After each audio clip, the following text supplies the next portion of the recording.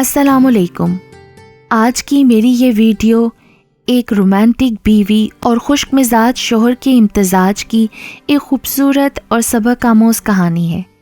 کہانی شروع ہونے سے پہلے اگر آپ میرے چینل پر نیو ہیں تو اردو سینٹر پلس کو سبسکرائب کر کے بیل نوٹیفیکیشن کو آن کر دیں۔ کہانی پسند آنے پر ویڈیو کو لائک اور شیئر ضرور کیجیے۔ ناشتے کی ٹیبل پر 3 نفوس موجود تھے اور تینوں ہی خاموشی سے ناشتہ کرنے میں محو تھے۔ میں نے اپنا سلائس ختم کر کے جلدی سے محبوب کے لیے کپ میں چائے اونڈے لی اور ان کی طرف کھسکا دی۔ انہوں نے خاموشی سے چائے کا کپ لبوں سے لگا لیا۔ فرحت آپا اور نبیل بھائی دوپہر تک پہنچ جائیں گے۔ انہوں نے بڑی بہن کا نام لیا۔ ان کے پہنچنے سے پہلے ہر چیز ریڈی ہونی چاہیے۔ جی اچھا، یہ کہہ کر میں نے ٹیبل پر سے ناشتے کے برتن سمیٹنے شروع کیے۔ ارم اٹھ کر ٹی وی کے سامنے جا بیٹھی اور محبوب گاڑی کی چابی لے کر گیٹ کی طرف روانہ ہوئے۔ میں بھی ان کے پیچھے سر جھکائے چل دی۔ میں نے گیٹ کھولا، وہ گاڑی زن سے باہر نکال لے گئے اور میں دھڑاک سے گیٹ بند کر کے بڑبڑاتی ہوئی اندر کی جانب چل دی۔ پتہ نہیں کس قسم کے مجازی خدا سے واسطہ پڑا ہے۔ ایک وہ سونیا ہے جو شوہر کی باہوں کے حلقے میں رہتی ہے، اور یہاں شوہر کی بے رخی کی وجہ سے آنکھوں میں حلقوں نے پڑاؤ ڈال رکھا ہے۔ کیسی خوش نصیب ہوتی ہیں وہ بیویاں جو شوہروں کی نظروں کے حصار میں رہتی ہیں۔ میرا دل محبوب کی بے اتنائی پر تڑپ رہا تھا۔ کاش نام کا ہی کچھ ان کی شخصیت پر اثر پڑ جاتا تو آج میرا بھی دل اور چہرہ سونیا کی طرح کھلا کھلا اور شاداب رہتا۔ میں نے تو اب ان کا نام لے کر پکارنا بھی چھوڑ دیا ہے۔ بازل کے بابا، ہادی کے بابا ہی کہہ کر مخاطب کرتی ہوں۔ یہی نام ہی ان کی شخصیت پر جچتا ہے۔ جوانی میں بھی بڈھی اور سنجیدہ روح سمائی ہوئی تھی۔ ہونٹ ہمیشہ ظلم و ستم کی ماری بہو کی طرح سمٹے ہی رہتے۔ مجال ہے جو میں نے ان کو کبھی پھیلتے دیکھا ہو۔ کہاں پھنسا دیا اماں ابا نے بھی مجھے۔ ان کی نظر میں تو ان کا داماد لاکھوں میں ایک ہے۔ سنجیدگی اور متانت کا حسن ان کی شخصیت کو بہت باروب بنا رکھتا ہے۔ آج کل کے مردوں کی طرح چھچھورے اور نظر باز نہیں کہ جن کی نظریں اپنی جگہ پر ٹھہرتی ہی نہیں، ہمیشہ دائیں بائیں اوپر نیچے متحرک رہتی ہیں۔ بقول آپا کے شکر کرو کوئی نظر باز شوہر نہیں ملا، اپنی نظر کی حفاظت کرنا جانتا ہے محبوب۔ نظر کی حفاظت، ایسی بھی کیا نظر کی حفاظت کہ بیوی کا تمتماتا روپ اور حسن بلاخیز سے بھی نظر چرا کر رکھے۔ کبھی تو تعریف کے 2 بول اور نظروں میں خمار گھول کے بیوی کے دل کو خوش کر دے۔ اس سونیا کو دیکھو، صبح سے شام تک کیسی سجی سنوری رہتی ہے، کتنے نک سک سے تیار ہو کر رہتی ہے۔ شوہر جب تعریف کرتا ہے تو ساری محنت وصول ہو جاتی ہے۔ میں غصے میں ہادی کے کپڑے جھٹکے سے اتارنے لگی اور وہ بیچارہ ان حملوں سے گھبرا کر رونے لگا۔ آپا میری طرف تعصب بھری نگاہوں سے دیکھنے لگی۔ پھر وہی رونا، وہ جیسے میری ان باتوں سے چڑ گئی تھی۔ سونیا چھڑی چھانٹ ہے، دن رات اپنے اوپر ہی توجہ نہیں دے گی تو سارا دن کیا کرے گی؟ تم اپنا سونیا سے تقابل کرنا چھوڑ دو، اپنے گھر اور اپنے شوہر کی طرف دیکھو۔ شوہر تمہاری گھر گھرستی اور تم سے خوش ہے تو تمہیں اور کیا چاہیے؟ اور مجھے یہ بتاؤ، کیا تمہارے شوہر نے کبھی تمہیں بناؤ سنگار سے منع کیا ہے جو تم یوں سر جھاڑ منہ پھاڑ پھرتی ہو؟ آپا میرے ہاتھ سے ہادی کے کپڑے چھین کر خود پہنانے لگیں اور مجھے کٹیلی نگاہوں سے گھورا۔ منع نہیں کیا تو کبھی کہا بھی تو نہیں آپا۔ شادی کے اوائل دنوں میں جب تیار ہوتی تھی تو کیا انہیں میرا دلکش سراپا نظر آتا تھا؟ تعریف کے چند جملے کیا ان کا منہ سکھاتے تھے؟ بیڈ پر پڑی اشیاء اٹھا کر میں نے بیڈ شیٹ کی شکنیں درست کیں اور منہ پھلا کر بیٹھ گئی۔ یاد ہے آپا آپ کو وہ واقعہ جو میں نے ہنی مون سے واپسی پر سنایا تھا؟ ہاں یاد ہے، 100 دفعہ کا سنایا ہوا تمہارا وہ قصہ اچھی طرح سے ذہن نشین ہے، مگر میری بہن تم اب اسے بھول جاؤ تو اچھا ہے۔ کیسے بھول جاؤں آپا؟ میں نے کرب سے آنکھیں میچ لیں۔ کتنے دلکش نظاروں میں ہماری گاڑی رواں دواں تھی۔ شادی کے ابتدائی دن، میاں بیوی ہنی مون کے لیے روانہ، پرفسوں ماحول، دل کھلے کھلے، ایسے میں بار بار محبوب کا میری طرف دیکھنا مجھے کس قدر مسحور کر رہا تھا کوئی میرے ہی دل سے پوچھتا۔ ان کی نظریں کبھی میری گوری کلائیوں کی طرف اٹھتی اور کبھی سبھی چہرے سے ہوتی نازک مرمری گردن کی طرف۔ گہری نگاہوں نے میری پلکوں کی جھالروں کو جھکانے پر مجبور کر دیا تھا۔ میرے لبوں پر بڑی دلاویز اور دلکش مسکراہٹ تھی۔ وہ میری خوبصورتی سے نظر چرا بھی کیسے سکتے تھے؟ میں حسن و زیبائی کے تمام تیر و ترکش سے مسلح تھی۔ کنکھیوں سے میں نے ڈرائیور کی طرف دیکھا، مگر اس کا دھیان مکمل ڈرائیونگ کی طرف تھا۔ محبوب کی چشمان ساحر میرے ہاتھوں اور چہرے پر پھسل رہی تھیں۔ نگاہ یار کی نظروں کے طواف سے میرے دل کی حالت دیگر گوں تھی۔ یہ چوڑیاں اور گلے میں جو نیکلس ہے گولڈ کا ہے نا؟ ان کے سوال پر میں نے اسبات میں گردن ہلائی۔ یہ میں نے بڑے شوق سے بنوائی تھیں۔ اس کا ڈیزائن دیکھیں کس قدر خوبصورت ہے۔ میں نے مسکراتے ہوئے اپنی چوڑیوں پر ہاتھ پھیرا۔ بے وقوف، تم تو بالکل عقل سے پیدل ہو۔ محبوب کے جملے میری مخمور نگاہوں کو یکدم پوری طرح وا کر گئے۔ بھلا سفر میں گولڈ پہن کر آنے کی کیا ضرورت تھی؟ پتہ بھی ہے حالات کس طرح کے ہیں۔ آج کل خالی جان لے کر گھر سے نکلتے ہوئے دھڑکا لگا رہتا ہے، اور یہ محترمہ اتنا گولڈ پہن کر نکلی ہیں۔ غصے سے دانت چباتے ہوئے انہوں نے آہستگی سے میرے ہاتھوں سے چوڑیاں اتاری اور رومال میں باندھ کر جیب میں رکھ لیں۔ سارے حسین رومانس کا بیڑا غرق کر کے رکھ دیا تھا محبوب نے۔ میں جو ان کی نظروں کو اپنے چہرے پر مچلتا دیکھ کر ان کی محبت خیال کر رہی تھی، اس کا سبب تو میری بے وقوفی تھا۔ پل میں سارے خواب توڑ ڈالے۔ وہ وقت یاد کر کے سچ میں میری پلکوں کے گوشے نمناک ہو گئے۔ ہاں بھائی، بس اب ان باتوں کو تم نہ بھولنا، ساری عمر سینے سے چمٹا کر رکھنا۔ ارے شکر کرو تم بے وقوف کو سمجھدار انسان مل گیا، ورنہ دو بے وقوف پتہ نہیں اپنی زندگیوں کو مشکلات کے کس موڑ پر لے جاتے۔ یہ نہ کبھی یاد کرنا کہ ذرا جو تمہاری طبیعت خراب ہو بچوں کو ناشتہ تک بنا کر دے گا۔ راتوں کو اٹھ کر ہادی کا فیڈر کون بنا کر دیتا ہے؟ کون سا ایسا شوہر ہے جو بیوی کے اتنے آرام کا خیال رکھے گا؟ یہ اچھائی کبھی نہ یاد کرنا تم۔ آپا نے کڑے تیوروں سے مجھے گھورا تو میں نظریں چرا گئی۔ یہ بچپنا چھوڑ دو، اب تم اب بچی نہیں ہو، 2 بچوں کی ماں ہو۔ کس چیز کی کمی دی ہے تمہیں محبوب نے؟ عزت، مان، اعتماد سب کچھ تو تمہیں دیا ہوا ہے، اور کیا چاہیے تمہیں؟ خاندان بھر میں تمہاری پرسکون زندگی کی مثالیں دی جاتی ہیں۔ ارے عزت، مان، اعتماد کے ساتھ عورت کو محبت اور توجہ کی بھی ضرورت ہوتی ہے آپا، جو اس خشک بندے میں سرے سے ہے ہی نہیں۔ ناشکری مت کرو تم۔ مرد اسی عورت کو عزت دیتا ہے جس سے محبت کرتا ہے۔ یہ بات اپنے بھس بھرے دماغ میں بٹھا لو تم۔ آپا جانے کے لیے اٹھ کھڑی ہوئی۔ لو بھائی، میں تو چلی۔ 2 گھڑی بہن کے پاس آ کر سوچتی ہوں کوئی اپنا دکھ سکھ کہہ لوں گی، مگر یہاں بہن کو تو اپنے ہی خود ساختہ دکھڑے سنانے کی فرصت نہیں۔ ایک ہی نقطے پر سوئی اٹکی ہوئی ہے، کبھی آگے نہیں سرکے گی۔ گیٹ سے نکلتے نکلتے بھی 2-4 باتیں سنا کر آپا مجھے سلگا کے چلی گئیں۔ محبوب سے میری شادی کو 5واں برس تھا۔ میں ابھی پڑھ رہی تھی۔ انٹرمیڈیٹ کے ایگزامز دے کر رزلٹ کے انتظار میں ڈائجسٹ اور ناول پڑھ پڑھ کر گزارا کر رہی تھی۔ ہیرو ہیروئن کی نوک جھونک، رومانٹک جملے میرے ہونٹوں پر مسکان اور دل میں مدھر گھنٹیاں بجا دیتے۔ دل و دماغ پر ہیرو سوار ہو جاتا اور اس کی آنکھوں کی مستی میری آنکھوں میں کئی خوش رنگ خواب بن جاتی۔ اسی اثنا میں آپا محبوب کا رشتہ لے کر وارد ہو گئی۔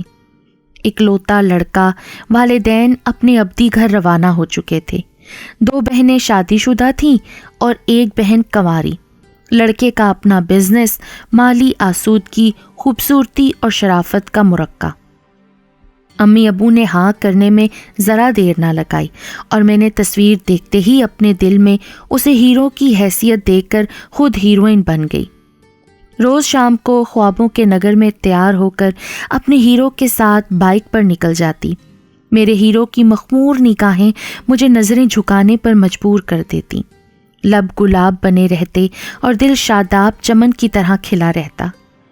دل کی خالی زمین پر محبت کی فصل کاشت کرنے والا آ گیا تھا۔ مگر میری مسکراہٹیں اس وقت ابھر کر معدوم ہو گئیں جب شادی کے چند دن بعد میں نے کھلکھلاتے ہوئے اپنا سر محبوب کے کندھے پر رکھا تو انہوں نے ناگواری سے میری طرف دیکھ کر مجھے جھٹکے سے پیچھے کیا۔ کچھ تو ہوش کرو، دروازہ کھلا ہے، ارم گھر پر ہے، تمہارے یہ بلند کہے سن کر وہ کیا سوچے گی؟ یہی نا کہ میرے بھیا بھابھی اپنی لائف سے بے پناہ خوش ہیں اور زندگی ہنستے مسکراتے گزر رہی ہے۔ میں نے ایک ادا سے کہتے ہوئے ان کا ہاتھ پکڑ لیا۔ میں ان کے پھیلتے لب اور کسی شوخ جملے اور جسارت کی منتظر تھی، مگر میری سماعتیں وہ سن رہی تھیں جس کا میں نے شادی کے اوائل دنوں میں تصور بھی نہیں کیا تھا۔ اپنے اس چھچور پن پہ کنٹرول کرو، گھر میں جوان بہن کے ہوتے مجھے یہ ٹھٹول بازی پسند نہیں، آئندہ احتیاط کرنا۔ پیشانی کی شکنوں کے ساتھ ان کے لہجے کی شکنوں نے میرے دل میں دراڑیں ڈال دیں۔ پھر ہر گزرنے والا دن ان دراڑوں میں اضافہ کرتا چلا گیا۔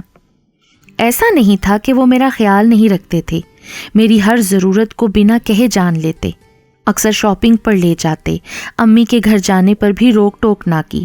آپا کا گھر چند گلیاں چھوڑ کر تھا، وہ اکثر چلی آتی تو خندہ پیشانی سے ملتے، مگر خندہ لب نہ ہونے کی جیسے قسم کھا رکھی تھی۔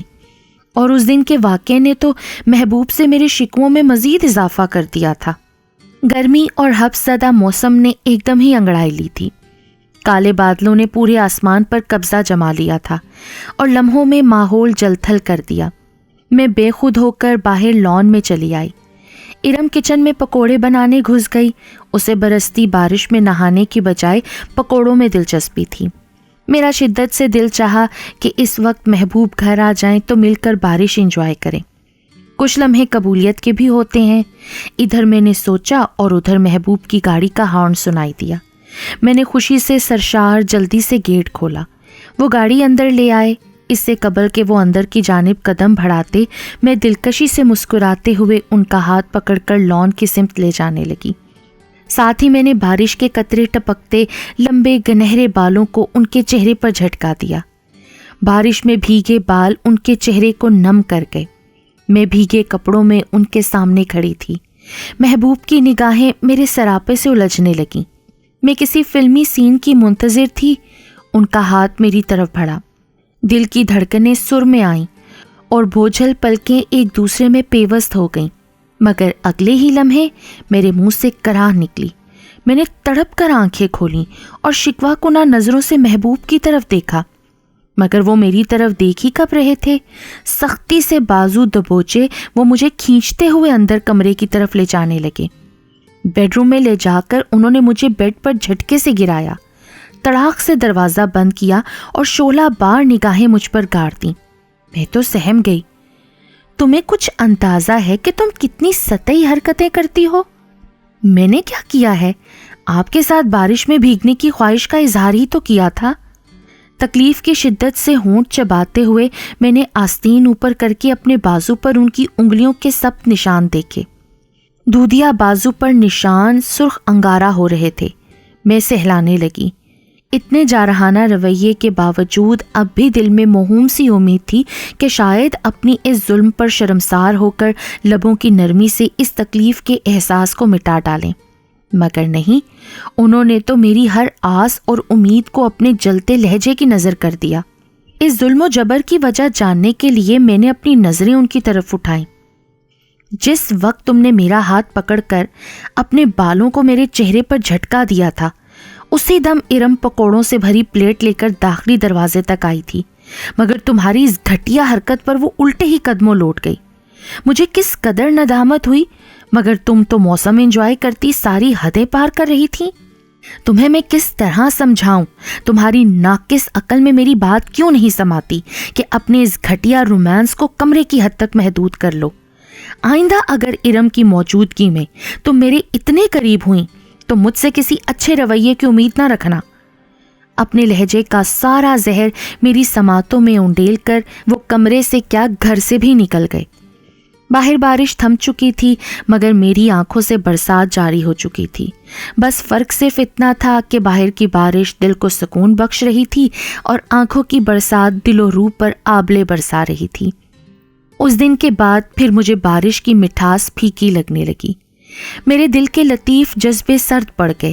جب بھی آسمان نے بادلوں کا پہرہن اوڑھا میں نظریں چرا گئی. میرا رومانٹک ہیرو خشک مزاج شوہر کا روپ دھارے چلبلی ہیروئن کو سنجیدگی کا پیرہن اڑانے کے در پہ تھا اور وہ اس کوشش میں بھرپور کامیاب رہا. بازل اور ہادی اس سنجیدگی میں مزید اضافہ کرنے کے لیے آ گئے کہ اب تو مجھ پر ہیروئن بننے پر پکی قدغن لگ چکی تھی. جس عمر میں لڑکیوں کی شادیاں ہوتی ہیں میں 2 بچوں کو سنبھالے اپنے رنگین خواب سینت کر رکھ چکی تھی.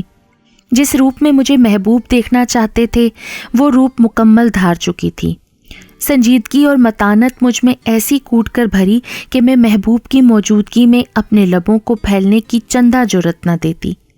ارم جب تک موجود رہی میں کمرے سے باہر اس شخص سے انجان ہی رہی. ایک حد فاضل ہم دونوں کے درمیان ہمیشہ رہی. اس کے باوجود دل میں یہ خواہش ہمکتی ہی رہتی تھی کہ کاش میرا ہیرو مجھے گہری نظروں سے دیکھے اور میں لجا جاؤں، مجھ سے روپ سنوارنے کی فرمائش کرے اور میں حکم بجا لاؤں. میں کھلکھلاتی اس کے سنگ لانگ ڈرائیو پر نکل جاؤں. مگر اوئے حسرت، ارم کی شادی ہوئی تو دل میں یہ خواہش مزید جڑ پکڑتی جا رہی تھی اور اس کا اظہار میں آپا کے سامنے کر دیتی تو وہ میری عقل پر ماتم کرتی رہ جاتی، مجھے ہی بے وقوف گردانتی. بھلا یہ خواہش کیا عقل سے ماورا لڑکیوں میں ہوتی ہے؟ اب تو ارم بھی اس گھر سے اپنے گھر کو پیاری ہو چکی تھی. جب وہ کھلکھلاتی نوفل کے ہمراہ گھر میں داخل ہوتی تو میں حسرت سے اس کے چہرے کو تکا کرتی. کتنی خوش دکھائی دیتی تھی وہ نوفل کی ہمراہی میں. نوفل اس کو محبت پاش نظروں سے دیکھتا تو کتنے ہی حیا کے رنگ اس کے چہرے کو مزید دلکشی بخش دیتے اور وہ نہال ہو جاتا اور میرے اندر چھناکے سے کچھ ٹوٹ جاتا. آخر محبوب میرے اس روپ کے خواہاں کیوں نہیں ہے؟ کیا یہ دلکشی انہیں میرے چہرے پہ دیکھنے کی کوئی چاہ نہیں؟ ہمارے درمیان بے تکلفی اور یہ قربت کیوں نہیں؟ کیا محبوب کے نزدیک شادی کا مقصد محض عورت کا گھر سنبھالنا تھا، مرد کی ضرورت پورا کرنا تھا اور بچے پالنا تھا؟ صبح جب وہ گھر سے نکلتے تو شام تک ایسا کوئی جملہ میرے کانوں میں رس نہ کھولتا جسے یاد کر کے سارا دن مسکراہٹ میرے ہونٹوں پر رقصا رہے. میں شام کو بے تابی سے ان کی واپسی کی منتظر رہتی مگر میری خواہشیں ہمیشہ تشنا ہی رہیں. بند پلکوں میں چھپے خواب کہیں روپوش ہو گئے تھے. پھیکی و بے کیف سنجیدہ رویوں اور سنجیدہ جملوں میں میری ازدواجی زندگی محو سفر تھی. صبح سے میری طبیعت ناساز تھی. بازل کے اسکول اور محبوب کی دکان پر جانے کے بعد میں کسل مندی سے پڑی رہی. دوپہر تک ٹمپریچر بھی محسوس ہونے لگا. پورا گھر میری توجہ کا طالب تھا مگر میں اپنے اندر اٹھنے تک کی ہمت نہ پا رہی تھی. ہادی کے آگے کھلونوں کا ڈھیر ڈال دیا. وہ جب تھک گیا تو وہیں کارپیٹ پر آنکھیں موندے دنیا و مافیا سے بے خبر ہو گیا. اسے آہستگی سے اٹھا کر بیڈ پر لٹا کر کمبل اڑایا. گھڑی کی طرف نگاہ ڈالی. بازل کے اسکول سے چھٹی کا وقت ہو رہا تھا. میں نے چادر لی، موبائل اٹھایا اور گیٹ لاک کر کے اسکول کی طرف بے جان قدم سرکا دیے. اسے اسکول سے لا کر نوڈلز بنا کر دیے اور پھر لیٹ گئی. میری آنکھیں بند ہوئی جا رہی تھیں. پتہ نہیں مجھے کیا ہو رہا تھا. میں اپنی طبیعت سمجھنے سے قاصر تھی.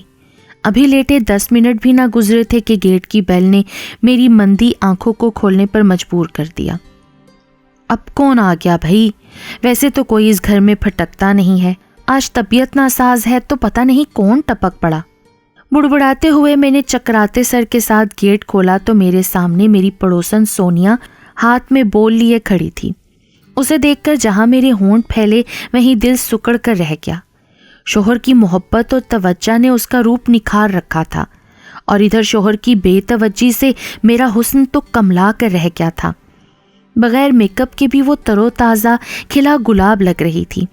میں نے مسکرا کر اسے گلے لگایا اور اندر بیڈ روم میں ہی لے آئی. کڑی بنائی تھی میں نے، سوچا تمہارے لیے لے چلوں. بول اس نے میرے ہاتھ میں پکڑایا تو میں نے شکریہ ادا کرتے ہوئے تھام کر سائڈ ٹیبل پر رکھ دیا. کیا بات ہے، تم ٹھیک تو ہو؟ تمہارا چہرہ بڑا مرجھایا ہوا لگ رہا ہے مجھے. ہاں یار بس ٹھیک ہوں، ذرا سر چکرا رہا تھا. تم سناؤ، آج تمہارا کیسے آنا ہو گیا؟ تم تو مدتوں شکل نہیں دکھاتی. میری بات پر اس کا چہرہ پھیکا پڑ گیا. نواز بزنس میٹنگ کے سلسلے میں شہر سے باہر گئے ہیں تو میں نے سوچا فائدہ اٹھا لیا جائے۔ کیوں؟ کیا نواز بھائی نے تمہاری میرے گھر میں آنے پر پابندی لگائی ہوئی ہے؟ یہ پوچھو کہ انہوں نے کس کس چیز پر پابندی نہیں لگائی۔ آہ بھرتے ہوئے اس نے اپنا سر صوفے سے لگایا۔ میں اسے بغور دیکھنے لگی۔ اس کی آنکھوں میں نمی واضح تھی جسے وہ پلکیں جھپک جھپک کر اپنے اندر اتار رہی تھی۔ کیا بات ہے سونیا، تم پریشان ہو کیا؟ اور تمہاری آنکھوں میں یہ نمی کیسی؟ میں نے اس کا ہاتھ تھام لیا تو وہ میرے کندھے سے لگ کر بلک پڑی۔ ایسی تڑپ کر روئی کہ مجھے نہیں سمجھ آ رہی تھی کہ میں اسے کیسے چپ کرواؤں۔ میں نے اٹھ کر پانی کا گلاس اس کے لبوں سے لگایا۔ ذرا دیر بعد وہ سنبھلی تو میں نے اس اشک فشانی کا سبب دریافت کرنا چاہا۔ اس حلیے میں تم کتنی پیاری لگ رہی ہو، مکمل گھر گھرستی۔ میرے بالوں کی لٹ کو اس نے اپنے ہاتھوں سے چھوا تو میری آنکھیں حیرانگی سے پھیل گئیں۔ اس اجاڑ حلیے میں تمہیں اچھی لگ رہی ہوں سونیا۔ یہ بکھرے بال، بے رونق چہرہ، ملکجے کپڑے، ارے کیوں مذاق اڑانے پر تلی ہو تم؟ شرمندگی نے مجھے گھیر رکھا تھا۔ یہ حلیہ ایک مکمل گھریلو عورت کا ہے۔ تم اس گھر کی ملکہ لگ رہی ہو، نہ کہ شوکیس میں سجا شو پیس۔ اس کی آنکھوں کی بجھتی جوت اور بات مجھے حیران کر رہی تھی۔ کیا مطلب ہے تمہارا؟ میری شادی کو 4 برس ہو گئے بینش، مگر نواز نے مجھے کبھی گھر کی ملکہ نہیں بننے دیا۔ میرا وجود تو بس اس کے لیے شمع محفل ہے۔ تم یقین کرو گی، میں ترستی ہوں اس دھلے چہرے کے لیے جس پر میک اپ کی تہ نہ ہو، جو میرا حقیقی چہرہ ہو۔ میں ترستی ہوں اپنے خوبصورت امریکن سٹائل کچن میں کھڑی ہو کر پسینے میں شرابور کھانا بنانے کے لیے۔ بینش میں چاہتی ہوں کہ میں سارا دن گھر کی صفائی ستھرائی کرتے ہوئے تھک جاؤں، میرے کپڑے شکن آلود اور گرد آلود ہوں، پورا دن مجھے اپنے بال سمیٹنے کی بھی فرصت نہ ملے، اور جب شام کو نواز آئیں تو میں ان سے کہوں آج میں نے واشنگ مشین لگائی، گھر کی صفائی کی، کھانا بنایا، میں بہت تھک گئی ہوں، تو وہ مسکراتے ہوئے میرے سخت ہاتھوں کو لبوں کی نرمیاں بخشیں تو میری دن بھر کی تھکن کافور ہو جائے۔ سونیا آنکھیں موندے بے خودی کی کیفیت میں بولے جا رہی تھی اور میرا چکراتا سر اس کی باتیں سن کر مزید چکرا کر رہ گیا۔ ارے یہ کیسی ناشکری کر رہی تھی وہ، میری تو سمجھ سے بالا تر تھا۔ تم میری باتوں پر حیران ہو رہی ہو نا بینش؟ میں نے اس بات میں سر ہلا دیا۔ وہ صوفے سے اٹھ کھڑی ہوئی اور میرے بیڈ روم پر تائرانہ نظر ڈالی۔ کمرہ بالکل بے ترتیب ہو رہا تھا۔ ہادی کے کپڑے تک میں نے صبح سے چینج نہیں کیے تھے، بیڈ شیٹ پر شکنیں پڑی تھیں، بازل کا یونیفارم ایک طرف پڑا تھا، جوتے ادھر ادھر بکھرے ہوئے تھے، کھلونوں کا ڈھیر کمرے کو مزید رونق بخش رہا تھا۔ کمرے پر اس کی تائرانہ نگاہیں مجھے تو شرمندگی میں مبتلا کیے دے رہی تھیں۔ اصل میں صبح سے میری طبیعت ناساز تھی سونیا، اس وجہ سے کمرے کی ڈسٹنگ بھی نہیں کی۔ خجالت سے کہتے ہوئے میں بازل کا یونیفارم بیڈ سے اٹھانے لگی تو اس نے میرے ہاتھ سے یونیفارم لے لیا، اس پر اپنا ہاتھ پھیرا اور مسکراتے ہوئے اسے اپنے سینے سے لگایا۔ پھر وہ کھلونوں کی طرف متوجہ ہو گئی، ایک ایک کھلونے کو خوش ہو کر دیکھتی، اور میں اس کی حرکتوں پر حیران ہو رہی تھی۔ میں اپنے گھر میں ایسی ہی بے ترتیبی دیکھنا چاہتی ہوں بینش، جس کو سمیٹتے سمیٹتے میں ہلکان ہو جاؤں۔ بچوں کی کلکاریاں، ان کے کھلونے، کپڑے کیسی فرحت بخشتے ہیں نا، یہ کوئی میرے دل سے پوچھے۔ تم جانتی ہو بینش، میرے شوہر نے مجھے ان خوشیوں سے محروم رکھا ہوا ہے۔ وہ چاہتا ہے کہ میں صبح سے شام تک نک سک سے تیار رہوں، جب وہ گھر پر آئے تو میں میک اپ زدہ چہرے سے اس کا استقبال کروں۔ وہ مجھے اس ڈر سے کچن میں گھسنے نہیں دیتا کہ میرے کپڑوں سے لہسن پیاز کی بسان نہ آئے۔ بھلا وہ بھی کوئی عورت ہے جو کچن کی ملکہ نہ ہو؟ اور سب سے بڑھ کر مجھے ماں کے رتبے سے اس شخص نے محروم رکھا ہوا ہے۔ اسے اپنے کمرے میں بے ترتیبی بالکل گوارا نہیں، بچوں کا رونا، ان کے لیے پریشان ہونا، ان کے لیے راتوں کو جاگنا اسے کسی طور برداشت نہیں۔ وہ نہیں چاہتا کہ میری توجہ اس کے علاوہ کسی اور کو ملے۔ میری گود بچے کو پالنے کے لیے ہمکتی ہے، میرے کان ان کی باتوں اور آوازوں کے لیے ترستے ہیں۔ نواز مجھے میرا حق کیوں نہیں دیتا بینش؟ میری ممتا کو کیوں ترسا رہا ہے؟ میرے لب بچوں کو بوسہ دینے کے لیے مچل رہے ہیں۔ اس نے سوئے ہوئے ہادی کے ماتھے کو لبوں سے چھوا۔ اس کی ممتا سے محرومی پر میرا دل تڑپ اٹھا۔ وہ ڈرتا ہے کہ اگر میں ماں بنی تو میرا یہ سڈول فگر بے ڈول ہو جائے گا۔ اس کی باہوں کے گھیرے میں بزنس پارٹی اٹینڈ کرتی ہوں میں تو میرے جسم کے نشیب و فراز پر غیر مردوں کی ستائشی نظریں پڑتی ہیں، اور پھر نواز کا سر فخر سے تن جاتا ہے اور میں ذلت کے گہرے گڑھے میں گر جاتی ہوں۔ اپنے چہرے پر پڑتی بے باک نگاہیں میرا چہرہ جھلسا دیتی ہیں۔ نہ چاہتے ہوئے بھی میں گناہ کی مرتکب ہوتی ہوں۔ مجھے اپنے اس خوبصورت سراپے سے نفرت ہو چکی ہے بینش، گھن آتی ہے مجھے اپنے وجود سے۔ یہ کیسی محبت ہے میرے شوہر کی جو یوں سرے عام بیوی کا تماشا لگاتی ہے؟ یہ کیسی چاہت ہے اس کی جو مجھے ماں کے منصب پر بھی فائز نہیں ہونے دیتی؟ میں تھک چکی ہوں، ٹوٹ چکی ہوں۔ اس کی مزید بتائی گئی محرومیوں نے مجھے اندر سے لرزا کر رکھ دیا۔ بظاہر حشاش بشاش نظر آنے والی سونیا کی زندگی کتنی محرومیوں کا شکار تھی، اس کا اندازہ مجھے آج ہوا۔ مجھے اپنی زندگی سے جو شکوے ہر وقت رہتے تھے سب بے معنی لگنے لگے۔ سونیا کی زندگی تو کسی پنجرے میں گزر رہی تھی اور میں آزاد پنچھی کی طرح زندگی سے لطف اندوز ہو رہی تھی۔ مجھے تو اس پر ترس آ رہا تھا۔ اس کے جانے کے بعد بھی میرے ذہن سے اس کی باتیں چمٹی رہیں۔ میں اس کے بارے میں تعصب سے سوچتی رہی۔ یہ انسان کی فطرت ہے، جو کچھ اسے حاصل ہوتا ہے وہ اس پر قانے نہیں ہوتا، اس کی قدر نہیں کرتا۔ مزید کی تمنا، اپنی بیجا خواہشوں کے حصول کی لگن دل میں موجزن ہی رہتی ہے۔ یہی میرا حال تھا۔ جب تک سونیا کے سراپے پر نظر رہی وہ مجھے اپنی نظر میں زندگی سے بہار کشید کرتی محسوس ہوتی تھی۔ ہر لمحہ کھلی کلی وہ مجھے کوسے قضا کا دل فریب رنگ لگا کرتی تھی جو دیکھنے والے کی نظر کو مسحور کر دے، لیکن اب وہ مجھے کھلا خوشنما گلاب لگ رہی تھی جس کے ساتھ خار بھی جڑے تھے، اور ان خاروں سے وہ روز زخم زخم ہوتی تھی۔ ہر زخم سے دکھائی نہ دینے والا خون رشتہ تھا۔ سوچوں میں غلطاں میں جلدی جلدی کچن سمیٹ کر باہر لاؤنج میں صوفے پر آ بیٹھی۔ میں مٹر چھیلنے میں مگن تھی جب محبوب بیڈ روم سے نکل کر لاؤنج میں آئے۔ تاجروں کی ہڑتال تھی سو دکان بند تھی۔ وہ بھرپور نیند لے کر اٹھے تھے۔ میں نے ان کی طرف دیکھا، وہ بھی میری ہی طرف دیکھ رہے تھے۔ نگاہوں کا تصادم ہونے پر وہ مسکرا دیے اور میرے برابر صوفے پر بیٹھ گئے۔ میں جھٹ گھبرا کر اٹھ کھڑی ہوئی۔ انہوں نے ہاتھ پکڑ کر پھر مجھے اپنے قریب بٹھا لیا۔ ارے تم تو ایسے گھبرا کر اٹھ کھڑی ہوئی جیسے کوئی نامحرم تمہارے پہلو میں آ بیٹھا ہو۔